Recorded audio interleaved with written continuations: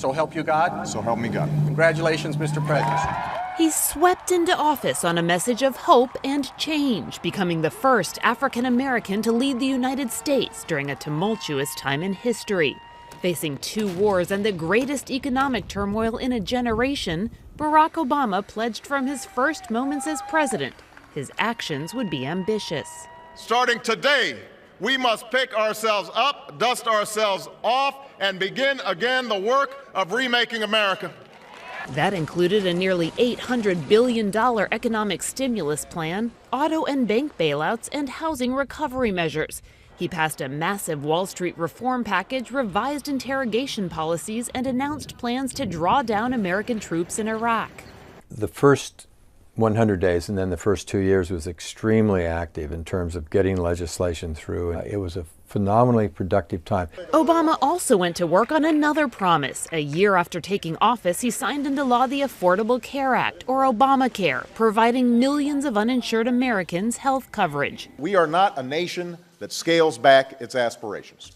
But Obama's long list of legislative achievements felt to many a pattern of government overreach, and it came at a price. Over the next few years, Democrats would lose both the House and the Senate, stalling Obama's agenda and setting up a collision course with Congress that would in many ways define the rest of his presidency. Obama would not have the opportunity subsequently to enact anything like the kinds of landmark legislative policy accomplishments that he did in the first 2 years.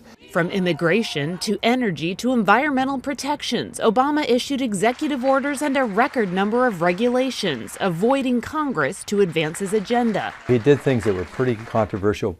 Some people call it the unilateral expansion of power of the president, but he did it because he couldn't get things through Congress. Now, many of those actions are at serious risk, including his signature health care law, as Donald Trump threatens to reverse much of what Obama has enacted. And all illegal executive orders will be immediately terminated.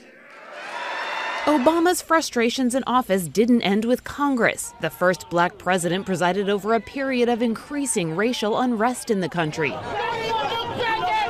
And despite promises and pleas for passage of gun control, he found himself repeatedly left to console communities shocked by mass shootings. Sing praise,